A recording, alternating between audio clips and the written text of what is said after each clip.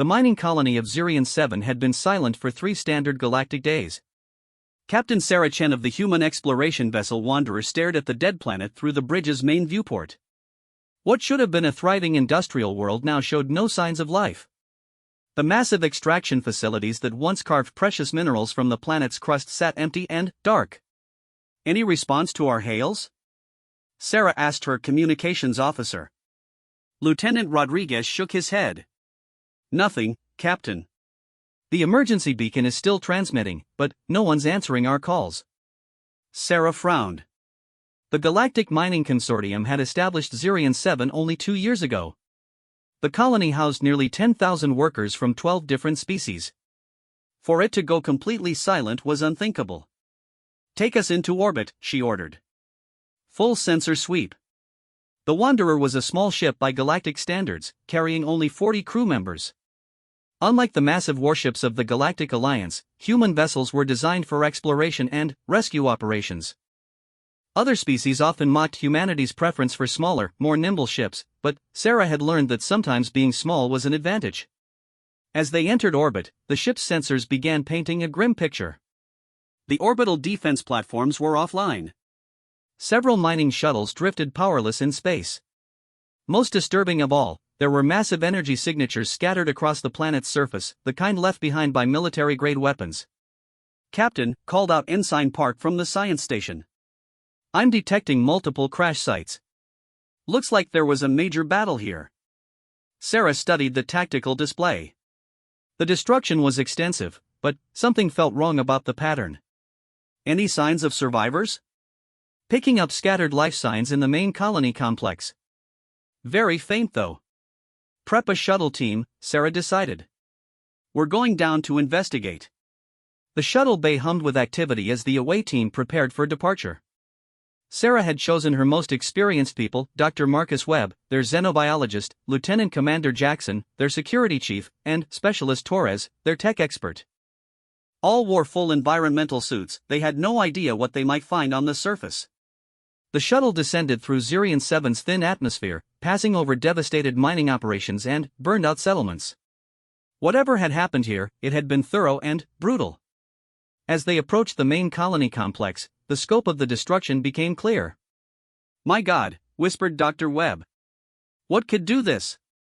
The colony's central hub, a massive dome that had housed thousands, was cracked open like an egg. Smaller buildings were reduced to rubble. Vehicles lay scattered and destroyed. Yet among all the devastation, Sarah noticed something odd. Jackson, do you see any bodies? She asked. The security chief scanned the area with his binoculars. No, Captain. That's strange. This level of destruction should have left. Life signs are coming from the industrial sector, Torres interrupted. About 2 kilometers northeast of here. They landed the shuttle in a cleared area and stepped out onto the planet's surface. The air was breathable for humans, though the acrid smell of smoke and burned metal filled their nostrils. Sarah led her team through the rubble-strewn streets toward the source of the life signs. The industrial sector had fared better than the residential areas, though it too showed signs of heavy fighting. Massive gouges marked the walls of buildings, as if something with enormous claws had torn through metal and concrete. Energy burns scarred every surface. Whatever did this, Jackson muttered, checking his weapon, it was big and it was angry. They followed Torres's scanner deeper into the complex, past overturned cargo haulers and destroyed mining equipment. The life signs grew stronger as they approached a massive warehouse at the sector's center. The signals are coming from inside, Torres reported. Multiple life forms, but they're weak. Sarah approached the warehouse's main entrance, which hung askew on twisted hinges. Through the gap, she could see movement in the shadows within. Hello, she called out. This is Captain Chen of the human vessel Wanderer. We're here to help. A voice answered from the darkness, weak, trembling, speaking in the clicking language of the Quranic species. Dr. Webb activated his universal translator. Stay back, the translation came through. The beast is still here. What beast? Sarah asked, but received no answer. Jackson stepped forward, weapon ready. Captain, maybe we should call for backup. From who? Sarah replied. We're the only ship in this system. She activated her suit's external lights and stepped into the warehouse. The sight that greeted them was heartbreaking.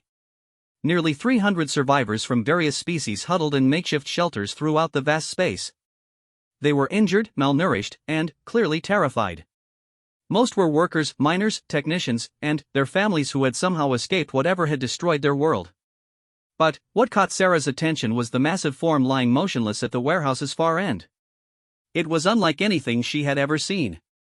The creature was enormous, at least 20 meters long and 4 meters tall at the shoulder. Its body was covered in what looked like natural armor plating, dark blue-black and scarred from countless battles. 6 powerful legs ended in claws that could easily tear through steel.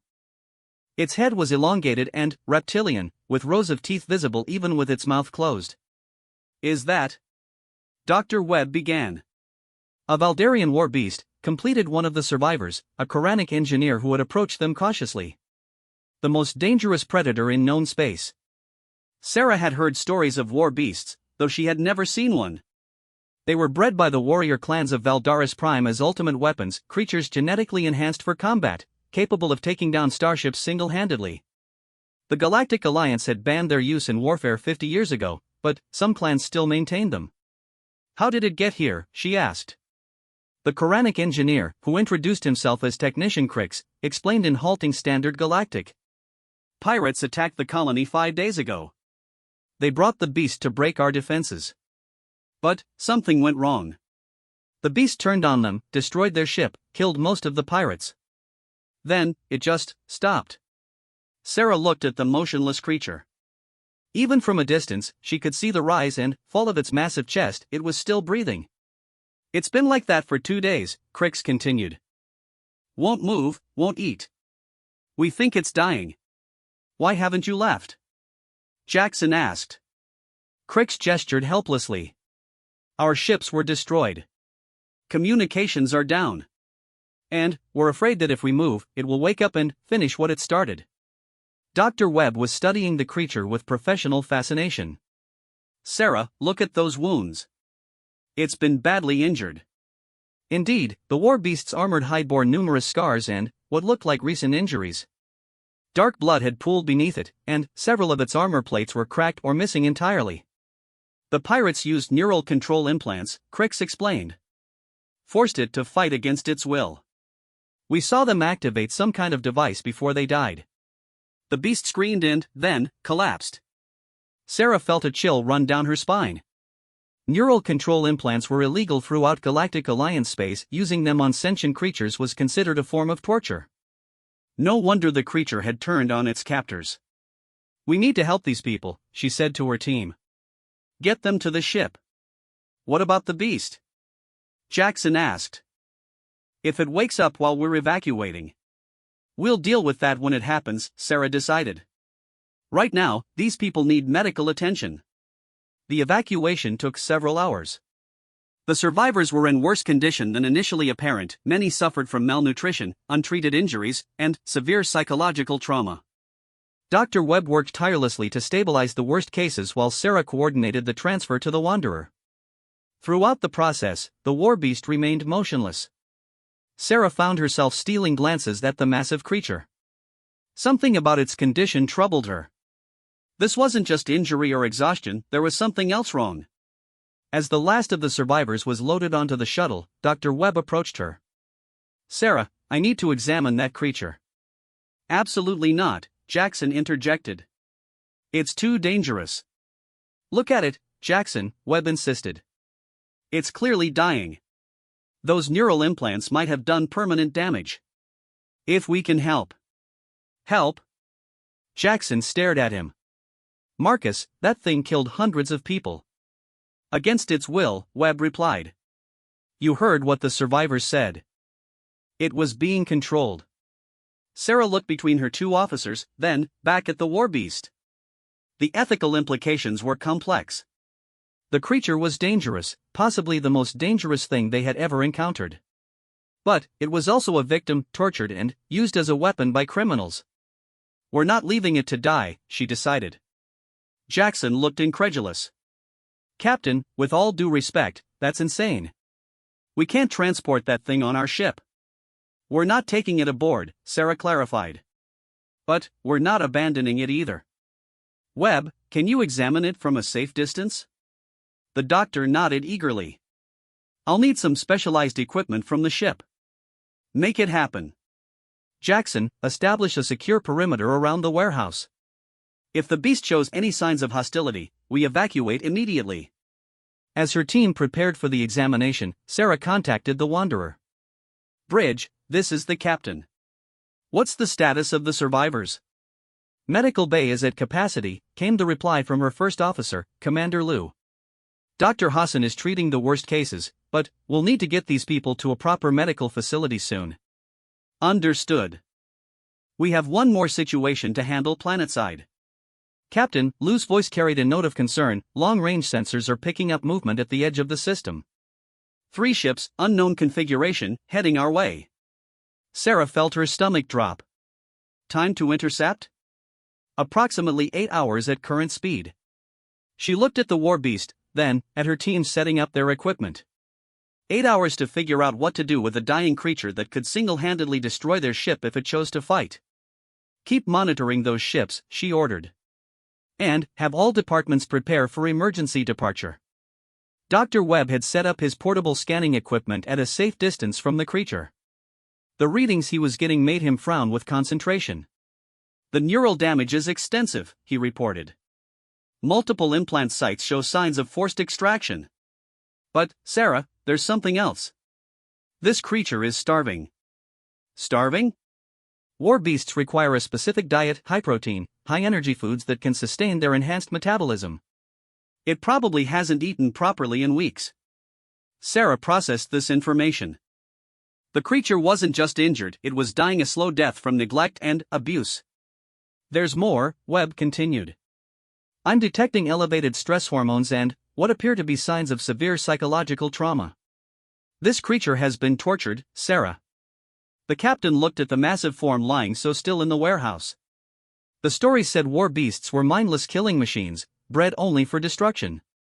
But what she saw before her was a suffering being that had been used and discarded by those who should have cared for it. Can we help it? She asked. Webb hesitated. Possibly. But it would require getting much closer, and we'd need supplies we don't have. Such as?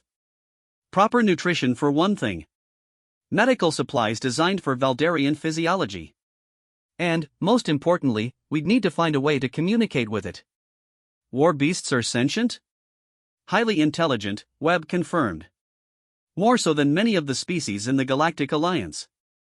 The neural control implants work precisely because they're smart enough to understand what's being done to them. Sarah felt a growing sense of responsibility. This creature had suffered enough. Whatever happened next, they couldn't simply abandon it to die alone on this devastated world. Commander Liu, she called through her comm unit. I need you to contact the Valdarian embassy. We need information on war beast care and nutrition. Captain? Liu sounded confused. Why would we need? Just do it, Commander. Time is becoming a factor. As if responding to her words, the war beast's massive head lifted slightly from the warehouse floor. For a moment, Sarah thought it was waking up, but then she realized it was simply shifting position in its sleep. Even unconscious, the creature radiated power and danger. But Sarah had made her decision. Human ships might be small compared to others in the galaxy, but humanity had earned its place among the stars through compassion as much as courage. They had never abandoned those in need, regardless of species or circumstance. They weren't going to start now. The unknown ships continued their approach toward Zirian 7, but Sarah's attention remained focused on the dying creature before her. In 8 hours, they would face whatever new threat approached. But, first, they had a life to save. Even if that life belonged to the most dangerous predator in known space. The response from the Valdarian embassy came through 2 hours later, crackling with static due to the distance. Commander Liu's voice carried a note of disbelief as he relayed the information to Sarah. Captain, the Valdarian representative was surprised by our request. She's transmitting medical protocols now, but she wanted to know why humans are concerning themselves with a war beast. Sarah stood outside the warehouse, watching Dr. Webb take more detailed scans of the creature. What did you tell her? The truth. That we found an injured one and wanted to help. There was a pause before the Valdarian's translated words came through the calm. The human ship captain wishes to heal a Valdarian war beast? This is unprecedented. War beasts are sacred to our people, but they are also considered beyond salvation once abandoned. Your species continues to surprise us. The transmission included detailed biological data about war beast physiology, dietary requirements, and medical care. Dr. Webb studied the information with growing excitement. Sarah, this is incredible, he called out. War beasts aren't just intelligent, they're empathic. They can sense emotions and intentions in other beings. That's how the neural control implants cause so much damage. They force the beast to act against its empathic nature. Which explains why this one turned on its captors, Sarah mused. Exactly. And, look at this, they require specific proteins found in Valdarian fauna, but the embassy is transmitting synthesized alternatives we can replicate with our food processors. The sound of approaching footsteps made them turn. Jackson was returning from his perimeter sweep, his expression grim.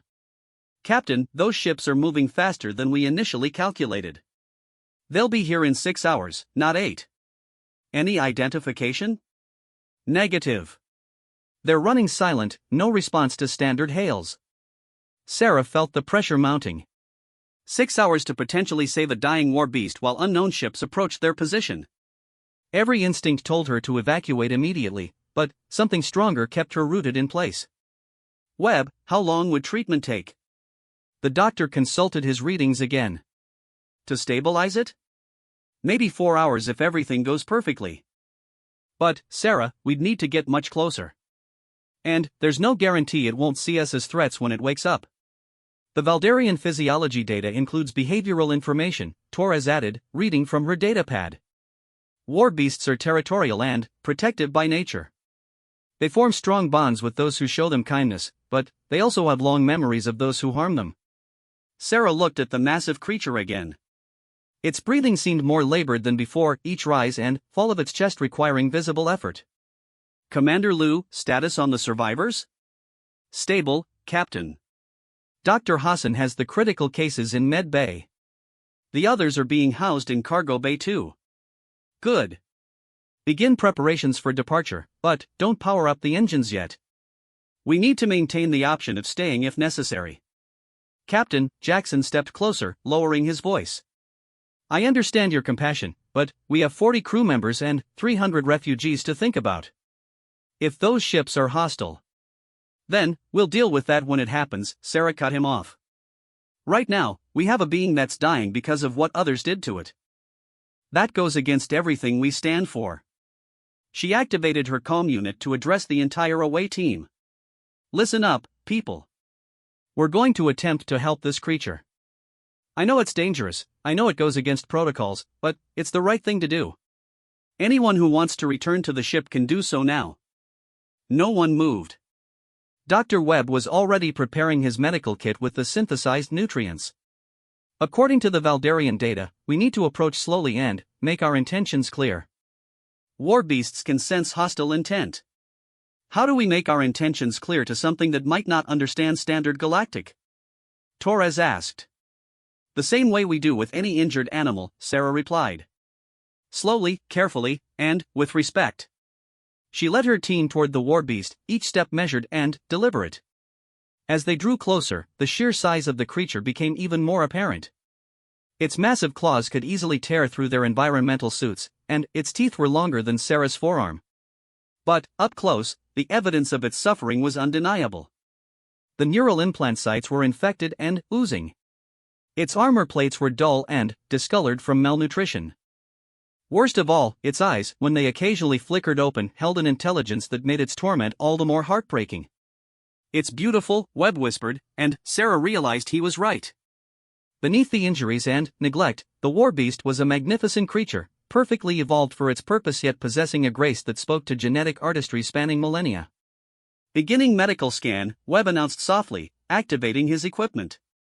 The war beast's eyes opened fully, focusing on the humans approaching it. For a moment, Sarah feared it would attack, but, instead, it simply watched them with what seemed like curiosity. Neural activity is increasing, Webb reported. It knows we're here. Sarah stepped forward slowly, her hands visible and empty. "Easy," she said in a gentle voice. "We're here to help." The creature's massive head turned slightly to track her movement, but it made no aggressive moves. Its breathing remained labored, but there was a new alertness in its eyes. "Incredible," Webb breathed. "Its stress indicators are actually decreasing. It can sense that we mean no harm." The doctor began his examination, working at a careful distance while his scanners gathered detailed information about the creature's condition. Sarah maintained her position near its head, speaking in low, soothing tones. "The neural damage is severe but not irreparable," Webb reported after several minutes. "The infection at the implant sites is responding to the broad-spectrum antibiotics. But the malnutrition is the immediate threat. Can we feed it? We'll have to. But getting close enough to administer nutrition intravenously." Webb trailed off, looking at the massive creature uncertainly. "I'll do it," Sarah said. "Captain, no," Jackson protested. "If it decides we're a threat." "It won't." Sarah surprised herself with her certainty. "Look at it. It's not a mindless monster, it's a thinking being that's been hurt by those it trusted. We just need to show it that not all bipedal species are the same." She slowly reached for the medical kit Webb had prepared, her movements deliberate and non-threatening. The war beast watched her with those intelligent eyes, and Sarah found herself wondering what it was thinking. According to the Valdarian data, Torres read, war beasts have complex emotional lives. They can experience depression, anxiety, and even hope. What gives them hope? Sarah asked, preparing the nutrition injection with steady hands. Kindness.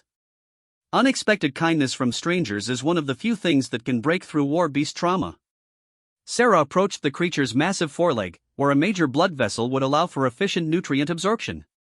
The war beast could have killed her with a casual swipe of its claws, but it remained still, watching her with what might have been curiosity. "Easy, friend," she murmured, finding the injection site. "This might sting a little." The needle was designed for large fauna and easily penetrated the creature's hide. The war beast flinched slightly but didn't pull away. As the nutrients entered its system, Sarah could almost swear she saw something like relief in its eyes. "Vital signs are stabilizing," Webb reported. "Heart rate is decreasing to normal levels. Brain activity is becoming more coherent." "How long before it's strong enough to move?" Sarah asked. "Hard to say. Could be hours, could be days. War beast metabolism is unlike anything we've studied before." A new voice crackled through their comm units, Commander Liu from the ship. "Captain, those approaching vessels have changed course. They're definitely heading for our position. Any response to our hails?" "Negative. But we're picking up energy signatures consistent with Koranic pirate vessels." Sarah felt her blood chill. The same species that had tortured this creature was now approaching, possibly looking for survivors or salvage from their failed operation. "Time to intercept?" 4 hours. Sarah looked down at the war beast, whose breathing was already becoming easier as the nutrients took effect. 4 hours to help a creature that had suffered immeasurable trauma at the hands of the very beings who were now approaching. "Webb, can you accelerate the treatment?" "I can try, but pushing too hard might cause more harm than good." "Captain," Jackson said urgently, "we should evacuate now. Take the creature with us if we must, but we can't stay here when pirates arrive." "Moving it in this condition could kill it," Webb protested. "And even if it survives, putting a traumatized war beast on a ship with 300 refugees." Sarah found herself facing an impossible choice. Stay and risk everyone's lives to help a creature that might not survive anyway, or abandon it to die alone when those who had tortured it returned. The decision was made for her when the war beast's massive head turned toward her, its eyes meeting hers directly. There was intelligence there, and understanding, and something that might have been gratitude. "We stay," she said firmly. "All of you, return to the ship. I'll remain with the creature." "Absolutely not," Jackson stated. "Captain, I can't allow." "That's an order, Commander." Sarah's voice carried the full weight of her authority. "Get our people and the refugees to safety. If these pirates want to fight, they'll have to go through me first." "Sarah," Webb said quietly, "you can't face pirate ships alone." "I won't be alone." She looked down at the war beast again. "Will I?" As if responding to her words, the creature made a sound, not quite a growl, not quite a purr, but something that spoke of acknowledgement and, perhaps even determination. The neural damage is healing faster than expected, Webb observed, studying his scanners. It's like the creature's body is responding to kindness with accelerated recovery. Valdarian war beasts bond quickly with those who show them compassion, Torres added, reading from the embassy data. Once bonded, they will protect their companions with their lives. Sarah felt a strange sense of rightness about her decision. She had always believed that sometimes the right choice was also the dangerous choice. Return to the ship, she repeated to her team. That's an order. One by one, her team reluctantly departed, leaving Sarah alone with the massive creature. She settled down beside its great head, one hand resting gently on its armored snout. Just you and me now, she said softly. Think you'll be ready for visitors in a few hours? The war beast's eyes fixed on hers, and Sarah could have sworn she saw determination building in those ancient, intelligent depths. Above them, 3 pirate ships continued their approach, unaware that they were about to face not just a human captain, but a war beast with a very long memory and a new reason to fight. The next few hours would determine whether compassion could triumph over cruelty, and whether the bond between 2 unlikely allies could stand against impossible odds. Sarah checked her chronometer. 3 hours and 47 minutes until the pirates arrived. It was going to be enough time. The war beast began to stir as the second hour passed. Its massive limbs twitched with returning strength, and its breathing deepened from the shallow gasps of the dying to the steady rhythm of recovering health. Sarah remained beside its head, speaking in low, calming tones as the creature slowly returned to full consciousness. That's it, she encouraged as one enormous eye focused on her with increasing clarity. Take your time. You've been through hell, but you're going to be okay. The creature made a sound deep in its throat, part rumble, part sigh. Its head turned slightly, bringing Sarah fully into its field of vision. For a long moment, they regarded each other across the vast differences in their species. Captain, came Commander Lu's voice through her comm unit. The pirate ships have split into 3 groups. They're planning a pincer attack on the planet. Understood, Sarah replied, never taking her eyes off the war beast. Maintain radio silence from now on unless it's an emergency. Captain, please reconsider. We can evacuate you and attempt to extract the creature. Negative. If we move it now, it could relapse. And, frankly, I think our best chance against 3 pirate ships is right here with me. She cut the communication before Lu could argue further. The war beast had heard every word, its enhanced senses easily picking up both sides of the conversation. Sarah saw understanding flicker in its eyes. You know what's coming, don't you? She asked softly. The same ones who hurt you are coming back. The response was immediate and unmistakable. The creature's lips pulled back to reveal rows of razor-sharp teeth, and a low growl rumbled through the warehouse. But the aggression wasn't directed at Sarah. She could feel the difference, could sense that she was safe even as the air around her trembled with barely contained fury. Easy, she said, placing her hand on the creature's massive jaw. Save your strength. We're going to need it. Dr. Webb's voice crackled through her earpiece from the ship. Sarah, the creature's vital signs are spiking. Neural activity is off the charts. What's happening down there? It knows the pirates are coming, Sarah replied. And it remembers what they did. War beast memory is perfect, Webb said with awe in his voice. They never forget pain, but they also never forget kindness. Sarah, be careful. The bond between you and that creature is forming faster than should be possible. Is that dangerous? Not for you. War beasts are incapable of harming those they bonded with. But for anything that threatens their bonded companion. Webb didn't need to finish the sentence. Sarah understood. She had just gained the most powerful bodyguard in the galaxy. The creature was struggling to its feet now, massive legs unfolding like hydraulic supports. Sarah stepped back to give it room, watching in awe as 20 meters of predatory perfection rose before her. Even weakened by its ordeal, the war beast radiated lethal power. It tested its limbs carefully, working out stiffness from days of immobility. Its claws scraped against the warehouse floor, leaving deep gouges in the metal. Its tail, thick as a tree trunk and armed with bony spikes, swept in slow arcs behind it. Beautiful, Sarah whispered, and meant it. The war beast looked down at her, its head nearly 3 meters above the floor. Then, in a gesture that nearly stopped Sarah's heart, it lowered its great head until its snout was level with her chest and gently pressed against her. The message was unmistakable: trust, gratitude, and an unbreakable bond. Captain Chan, a new voice cut through her comm unit, harsh, speaking accented standard galactic. This is Captain Screeks of the pirate vessel Blood Talon. You will surrender your ship immediately. Sarah activated her calm, keeping one hand on the warbeast's warm hide. This is Captain Chen of the human vessel Wanderer. You're trespassing in Galactic Alliance space. Screeks's laugh was like grinding metal. Alliance space means nothing here, human. We have come to claim our property and finish what we started. The mining colony belongs to us now. The colony is destroyed. There's nothing here but survivors who need medical attention. Survivors?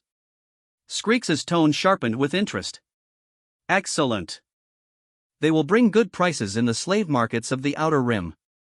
Sarah felt rage building in her chest, but it was nothing compared to the fury radiating from the warbeast.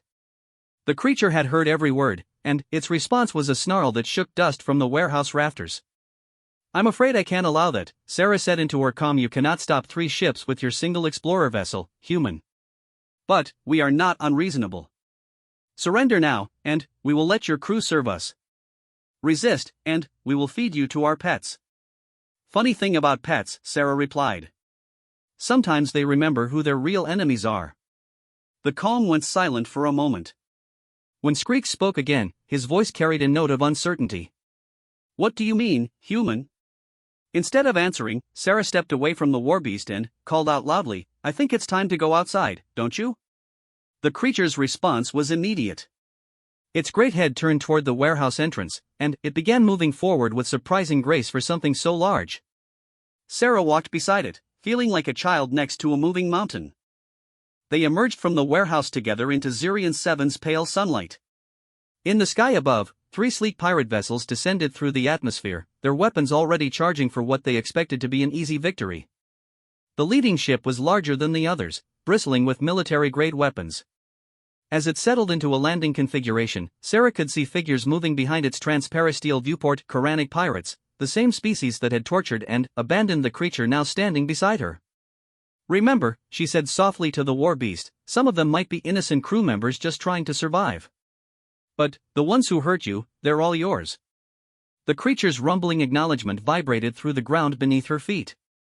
The first pirate ship touched down 200 meters away, its landing thrusters scorching the already devastated ground.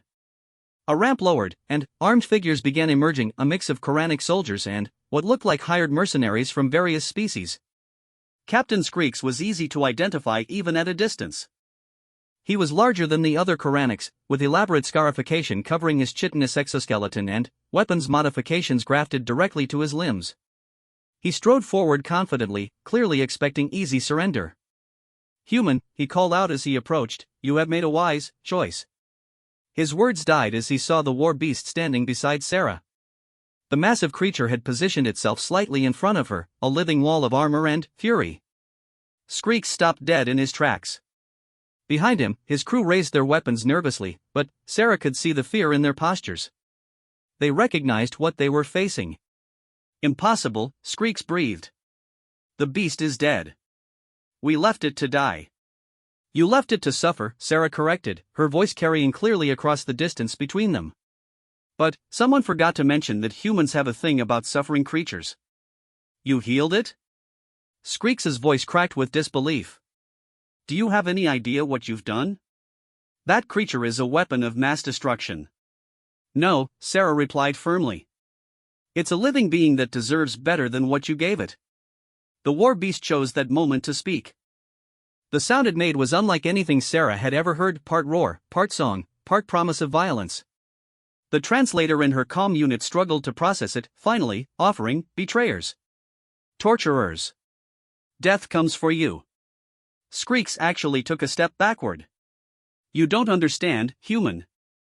That thing will turn on you the moment it's done with us. War beasts cannot be tamed. Good thing I'm not trying to tame it, Sarah said. I'm trying to be its friend. The pirate captain's mandibles clicked rapidly in what Sarah recognized as Quranic laughter, but there was hysteria in the sound. Friends? With a war beast? Your species' naivety will be your destruction.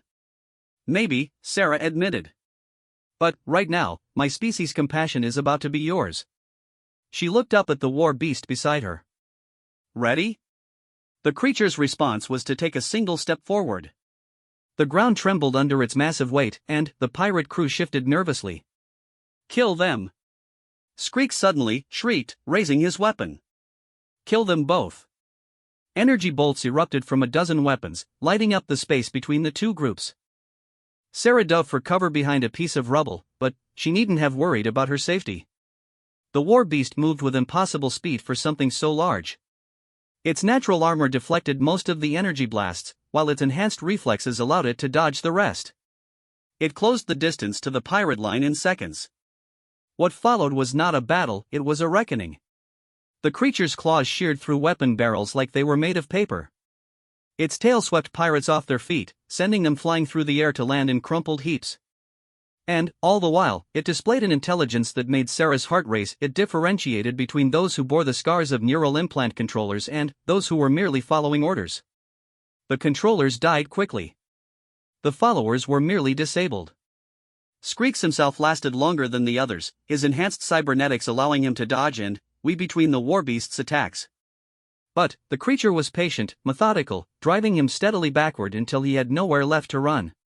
Please, the pirate captain gasped, his weapon depleted and his escape routes cut off. I was following orders.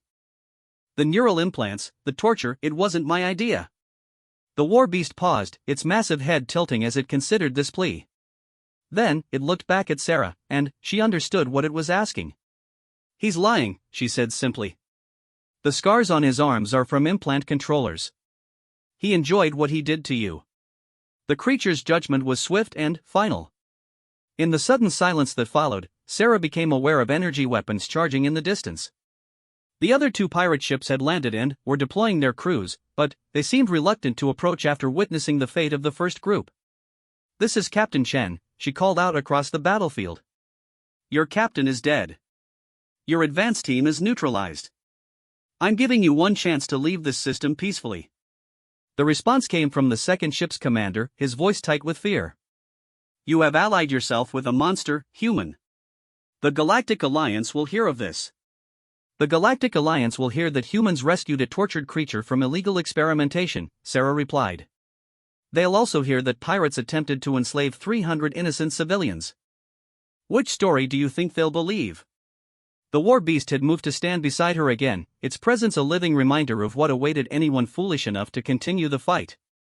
Its armor was unmarked by the previous battle, and its breathing remained steady despite the violence it had just unleashed. You cannot protect those civilians forever, the pirate called back. We have allies, human. Ships that will come looking for us. Let them come, Sarah said with quiet confidence. The Galactic Alliance has been looking for an excuse to clean out pirate nests in this sector. You've just given them one. Through her comm unit, she heard Commander Lu's voice, Captain, the Wanderer is moving to intercept the remaining ships.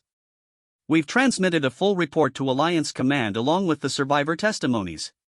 Sarah smiled. You heard that, she called to the pirates. Alliance reinforcements are already en route. You have 10 minutes to clear this system before they arrive. It was a bluff, but a convincing one. The war beast's demonstration had shown that the pirates faced an enemy they couldn't defeat, and the promise of Alliance intervention made retreat seem like wisdom rather than cowardice. The second ship began powering up its engines almost immediately. The third followed suit moments later. Within minutes, both vessels were lifting off, their crews apparently deciding that whatever salvage they'd hoped to claim wasn't worth facing a creature that could tear through their defenses like tissue paper.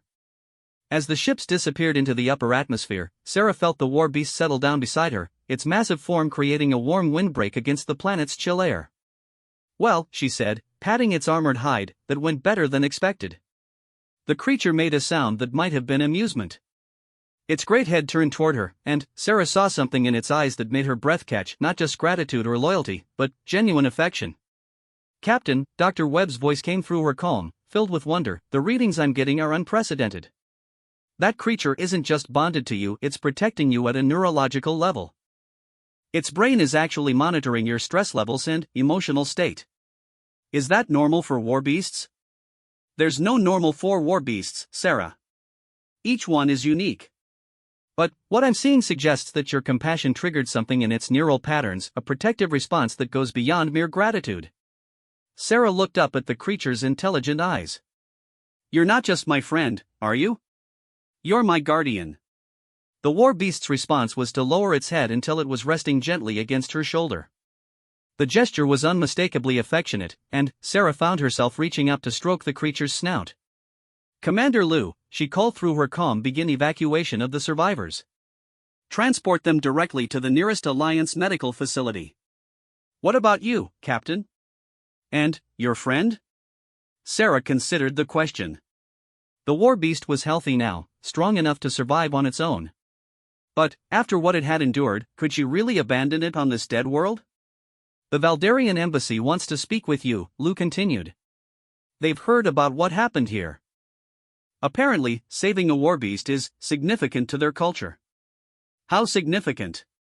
The ambassador used the word unprecedented. She's requesting permission to meet with both of you. Sarah looked at the creature beside her, thinking about what the future might hold. War beasts were banned in Alliance space, but this one had just helped save 300 civilians and had eliminated a pirate threat. Surely that counted for something. Tell the ambassador we'd be honored to meet with her, Sarah decided. And, Liu? Start drafting a report for Alliance Command. I have a feeling this is just the beginning. The war beast rumbled its approval, and Sarah couldn't help but smile. Whatever came next, they would face it together, the human captain who had chosen compassion over safety, and the creature that had learned that not all smaller beings were enemies to be feared. In the distance, the Wanderer descended toward the planet's surface, coming to collect its captain and her remarkable new ally. The future was uncertain, but, for the first time in days, it was also full of hope. Sometimes, Sarah reflected, the most important victories weren't won through superior firepower or tactical brilliance. Sometimes they were won through simple kindness shown to those who needed it most. And, sometimes, that kindness came back to save your life in ways you never expected. The Valdarian embassy ship arrived 3 days later, a sleek vessel that seemed to flow through space rather than fly. Sarah watched its approach from the observation deck of the Alliance medical station where the Zirian 7 survivors were receiving treatment. Beside her, the war beast rested on a specially constructed platform that could support its massive weight. The past 72 hours had been a whirlwind of debriefings, medical examinations, and political negotiations. The Alliance wanted to understand how a single human had managed to rehabilitate what they considered an unstable biological weapon. The Valdarian government wanted to know why humans had intervened in what they viewed as an internal cultural matter. But, Sarah's primary concern was for the creature that had chosen to trust her. The war beast had barely left her side since the battle, following her around the station like a massive, armored shadow. Station personnel had initially been terrified, but the creature's gentle behavior around civilians had gradually won them over. Captain Chen? Dr. Webb approached carrying a datapad filled with test results. The psychological evaluation is complete. Sarah turned from the viewport, noting how the war beast's attention immediately focused on her emotional state. The creature's empathic abilities were remarkable, it could sense her moods before she was fully aware of them herself. What did you find? Nothing we didn't already suspect. The creature shows signs of severe trauma consistent with prolonged neural manipulation, but its recovery rate is phenomenal. More importantly, its aggression levels are now within normal parameters for its species. Normal parameters? Webb gestured toward the war beast with admiration. War beasts are naturally protective of their companions and territory, but they're not mindless killers.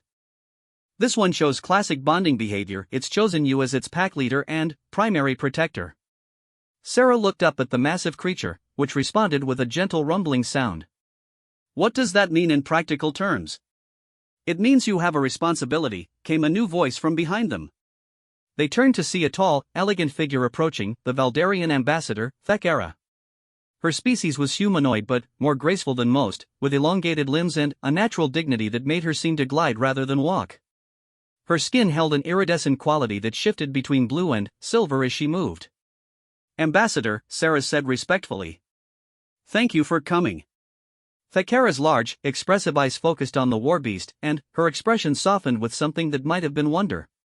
In 3,000 years of Valdarian history, no war beast has ever bonded with an alien species. You have accomplished something we thought impossible. I didn't do anything special, Sarah protested. I just treated it with basic decency. That is precisely what makes this so remarkable, Thakara replied. War beasts can sense the deepest truths about those they encounter. Fear, hatred, greed, they recognize these instantly and respond accordingly. But they also recognize genuine compassion, and it calls to something fundamental in their nature. The ambassador approached the war beast slowly, her hands visible and unthreatening. The creature watched her carefully but made no aggressive moves. May I? She asked Sarah. Sarah nodded, and Thakara stepped closer to the war beast. She began speaking in her native language, a series of melodic tones and harmonic overtones that seemed to resonate with the creature's very bones. The war beast's response was immediate and startling. It lowered its massive head in what was clearly a gesture of respect, then replied with its own complex vocalizations. What are they saying? Sarah asked Dr. Webb quietly. The universal translator is struggling, he admitted. But it seems like a formal greeting of some kind. Thakara stepped back, her expression thoughtful. It speaks of betrayal and pain, but also of rescue and new bonds. It asks why the small warm one showed kindness when others showed cruelty. What did you tell it? That humans are unique in their capacity for compassion toward other species. This is known throughout the galaxy, though not always understood. Sarah felt a flush of pride at the ambassador's words, but also a weight of responsibility. What happens now? I know war beasts are restricted in Alliance space. That is what we must discuss, Thakara said seriously. Under normal circumstances, this creature would be returned to Valdaris Prime for rehabilitation and eventual placement with a warrior family. But these are not normal circumstances. The ambassador gestured for them to sit on nearby benches. The war beast settled down beside Sarah, its massive form creating a living fortress around her. War beasts are sacred to my people, Thakara continued. They are not mere animals or weapons, but partners in the deepest sense. Each one is genetically unique, bred from bloodlines stretching back millennia. To abuse one as these pirates did is considered one of the highest crimes in our society. So you'll want justice, Sarah said. Justice has already been served, the ambassador replied with satisfaction. Your companion ensured that. But now we face a new question: what to do with a war beast that has bonded with a human? Dr. Webb leaned forward. Is that really so unprecedented? Surely there have been exceptions before. None, Thakara said firmly. War beasts bond only with Valdarians, and only after years of careful introduction and training. The fact that this one bonded with Captain Chen after mere hours of acquaintance suggests something extraordinary about their connection. Sarah reached up to stroke the creature's armored flank. What are you suggesting? I am suggesting that perhaps the universe has presented us with an opportunity to forge new bonds between our species, the ambassador said. The Valdarian Council has authorized me to make an unprecedented offer. She paused, choosing her words carefully. Captain Chen, would you consider becoming the first human war beast partner? The silence that followed was broken only by the creature's gentle rumbling. Sarah felt the weight of the decision settling on her shoulders like a physical force. What would that entail? She asked. Training on Valdaris Prime. Learning our customs and protocols. Understanding the full extent of your companion's abilities and needs. It would require a significant commitment of time and effort. And, in return? Thakara smiled, the first truly warm expression Sarah had seen from her. In return, you would become part of one of the galaxy's oldest and most honored traditions. Your companion would receive full status as a bonded war beast, with all the protections and privileges that entails. And you would serve as a bridge between our species, helping both humans and Valdarians understand each other better. Sarah looked up at the war beast, whose intelligent eyes seemed to hold their own opinion about the offer. What do you think? She asked it softly. The creature's response was immediate. It pressed its massive head against her shoulder in a gesture of unmistakable affection and trust. I think that's a yes, Dr. Webb said with a grin. There are practical considerations, Sarah said, though she could already feel herself leaning toward accepting. My ship, my crew, my responsibilities to the Alliance. All can be accommodated, Thekara assured her. The Alliance Council has already expressed interest in this arrangement. A human-Valdarian partnership would strengthen diplomatic ties between our peoples. Your ship and crew would be welcome at Valdaris Prime, and your training could be conducted between missions. Sarah realized that this was bigger than just her and the creature beside her. This was about building bridges across species lines, about proving that cooperation and understanding could triumph over fear and prejudice. Commander Lu, she said, activating her comm unit. Please report to Observation Deck 3. We have some important decisions to make. While they waited for her first officer to arrive, Sarah found herself studying the war beast with new eyes. It wasn't just a rescued creature anymore, it was potentially her partner in an interspecies experiment that could reshape relations between humans and Valdarians. Are you sure about this? She asked the creature quietly. It won't be easy. We'll both have a lot to learn. The war beast's response was to gently wrap its massive tail around her, a protective gesture that spoke of trust and commitment beyond words. Commander Lu arrived looking curious and slightly apprehensive. When Thekara explained the offer, his expression cycled through surprise, concern, and, finally, something that might have been excitement. Captain, he said slowly, this could change everything. Not just for us, but for human-alien relations across the galaxy. I know, Sarah replied. That's what makes it both terrifying and irresistible. She stood up, feeling the weight of decision crystallizing in her mind. The war beast rose with her, its massive presence a reminder of the trust that had been placed in her. Ambassador Thekara, she said formally, I accept your offer. But, I have conditions. The Valdarian's eyebrows rose in interest. Name them. My crew comes with me. This partnership works both ways. If you want to understand humans, you need to understand how we work together. Agreed. Second, we maintain our Alliance Commission. Whatever training we undergo, we continue to serve as explorers and protectors of civilian populations. The Valdarian Council anticipated this request. It is acceptable. Sarah looked down at the war beast one more time. And, third, we do this as equals. My companion isn't a weapon or a tool, it's a partner. Any training regimen must respect that. Thekara's smile widened. Captain Chen, I believe you understand the nature of war beast partnership better than some Valdarians who have studied it for decades.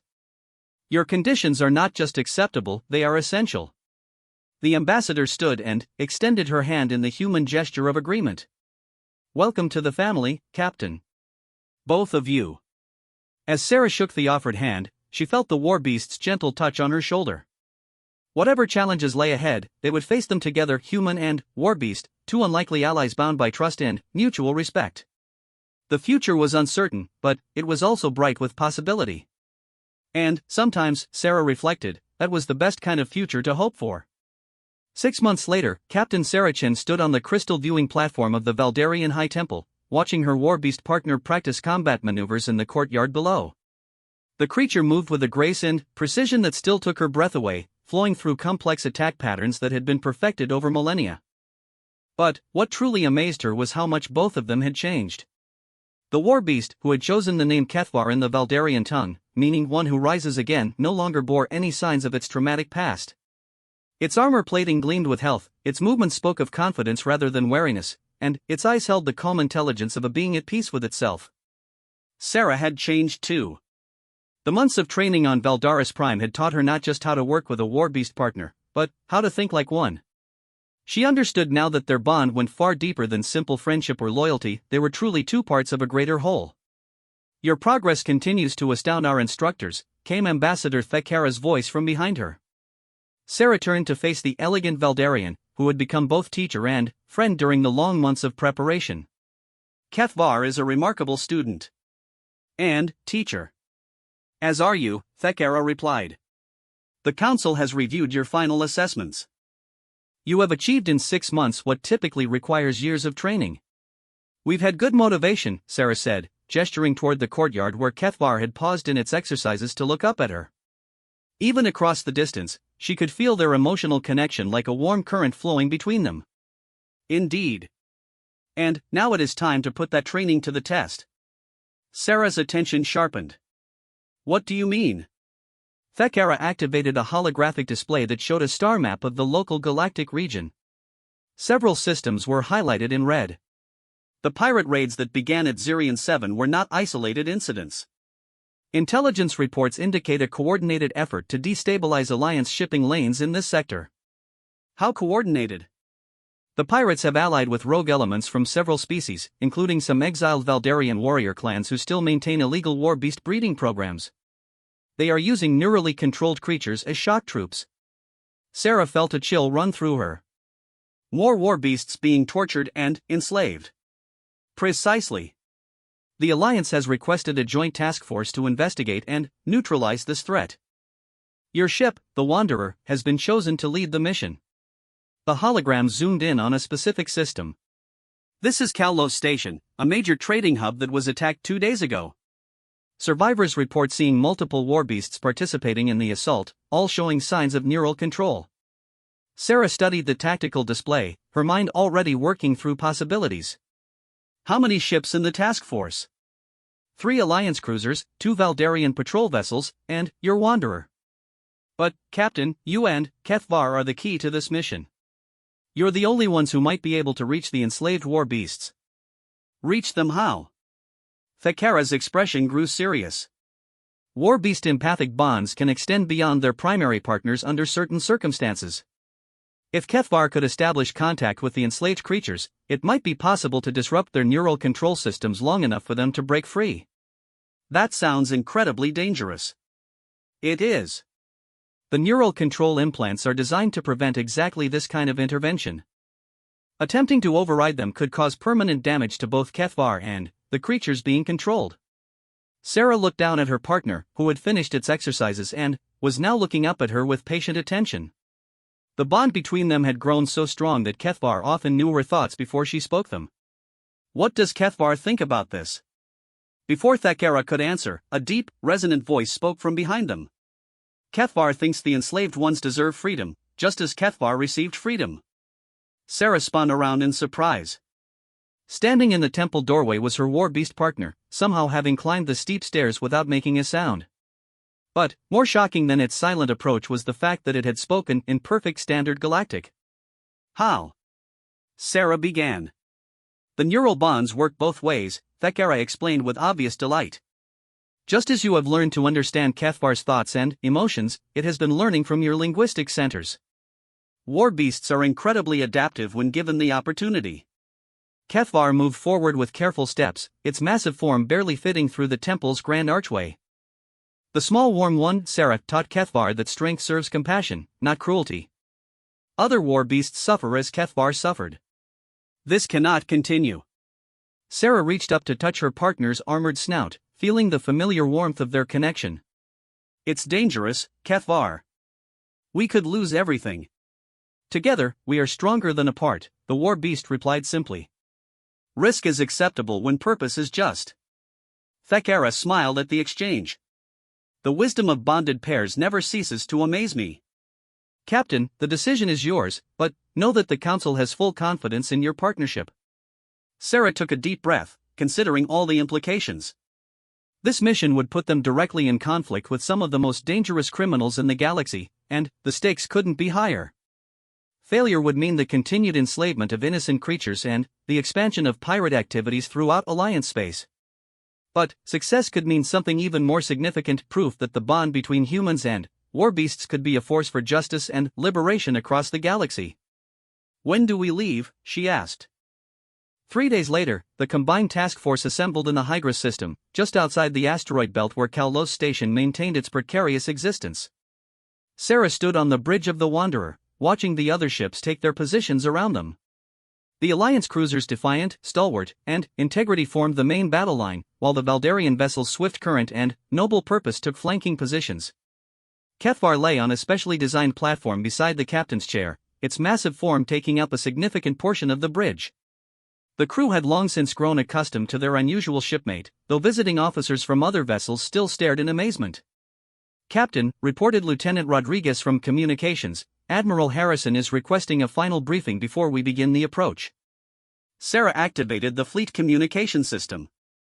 This is Captain Chen. All vessels report ready status. One by one, the ship commanders acknowledged their readiness. Admiral Harrison's voice crackled through the calm from the Defiant. Captain Chen, your ship will lead the initial reconnaissance. If the intelligence reports are accurate, the pirates will have war beasts on patrol around the station. Your partner's presence might trigger a response from them. Understood, Admiral. HFY is prepared to attempt empathic contact if the opportunity arises. Be careful, Captain. We're all counting on you. The Wanderer broke formation and began its approach toward Kaulos Station.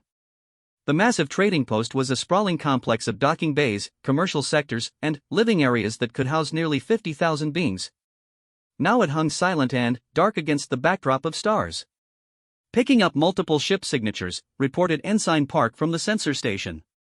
6 vessels, including what looks like a modified Valdarian attack cruiser. Sarah felt HFY's attention sharpen beside her. You sense something? Pain, the war beast replied simply. Great pain from the direction of the dark ships. How many? HFY's massive head tilted as it concentrated.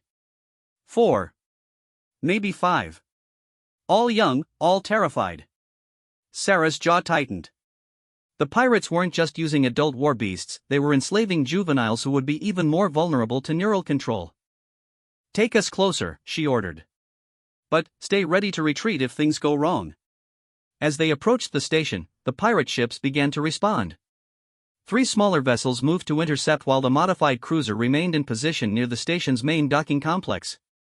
Captain, called Commander Liu from the tactical station, the lead ship is hailing us. On screen. The viewscreen flickered to life, revealing a scarred Quranic captain whose cybernetic implants marked him as a veteran of many battles. His mandibles clicked aggressively as he spoke. Human vessel, you will withdraw immediately or face the consequences. This station is under new management. This is Captain Chen of the Alliance ship Wanderer, Sarah replied calmly. You are ordered to release any civilians you're holding and surrender your vessels for inspection. The pirate captain's laugh was harsh and metallic. You bring 1 small ship against 6? Your species' arrogance will be your downfall. Actually, Sarah said with a slight smile, we brought friends. At her signal, the rest of the task force dropped out of stealth mode, their massive forms suddenly visible on every scanner. The pirate captain's expression shifted from confidence to concern to outright fear as he realized the size of the force arrayed against him. You still cannot stop us, he blustered, though his voice carried less conviction than before. We have weapons you cannot imagine. I think I can imagine them, Sarah replied. The question is whether you're prepared for the consequences of using stolen war beasts against their own kind. She gestured to HFY, whose massive form was clearly visible on the viewscreen. The pirate captain's reaction was immediate and telling. He actually flinched backward from his own display. Impossible, he whispered. War beasts cannot be tamed by alien species. We're not taming anything, Sarah said firmly. We're partnering with them. There's a difference. HFY chose that moment to rise from its platform and move closer to the viewscreen. When it spoke, its voice carried across the communication channel with perfect clarity. Release the enslaved ones, or face the consequences of your cruelty. The effect on the pirate captain was electric. His cybernetic implants sparked with feedback as his nervous system tried to process what he was seeing: a war beast, speaking standard galactic, allied with humans and clearly hostile to his operation. Attack, he screamed, cutting the communication.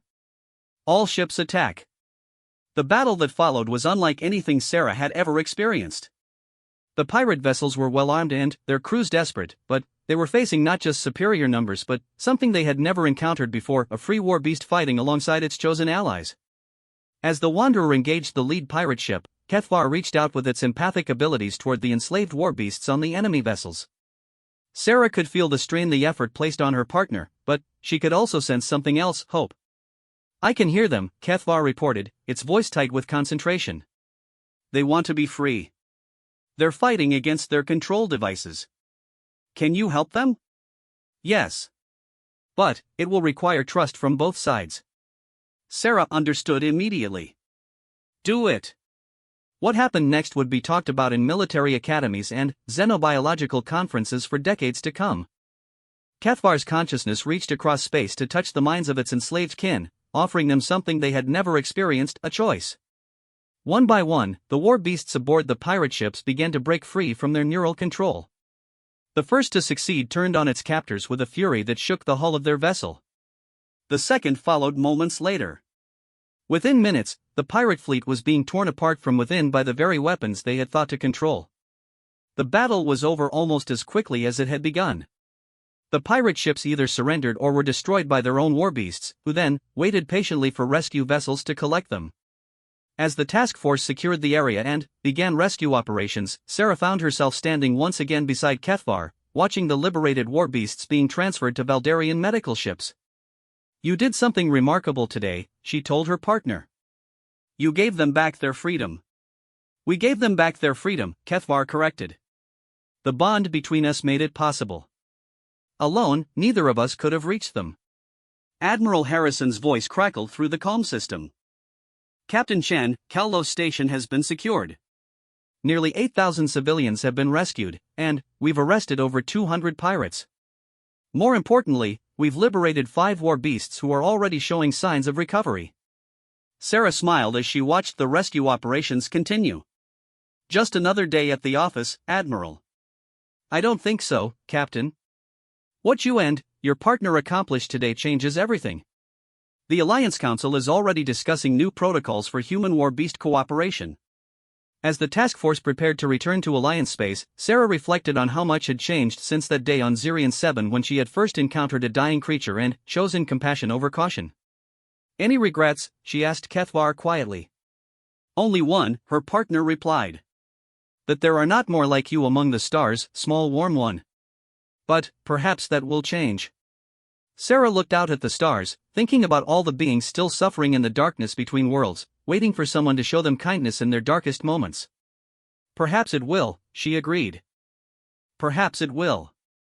The Wanderer turned toward home, carrying with it proof that the greatest victories were often won not through superior firepower, but through the simple choice to extend compassion to those who needed it most. And, somewhere in the vast expanse of space, other beings in need of rescue waited for their own unlikely heroes to find them. The galaxy was a dangerous place, but it was also full of hope as long as there were those willing to risk everything for the sake of others. Human and alien, working together, proving every day that the bonds of friendship and trust could overcome any obstacle. Even the vast cold emptiness of space itself.